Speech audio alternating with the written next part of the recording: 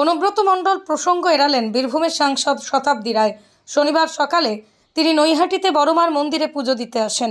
পুজো দিয়ে বেরিয়ে সংবাদ মাধ্যমের প্রশ্নের উত্তরে সাংসদ শতাব্দী রায় বলেন, বড়মার প্রতি এত মানুষের ভক্তি, ভালো লাগে, পুজো দিলাম। বীরভূমে শুভেন্দু অধিকারী নারী সম্মান যাত্রা করতে চলেছে। এই বিষয়ে তাঁর মত, মিছিল মিটিং করার অধিকার সব দলের আছে।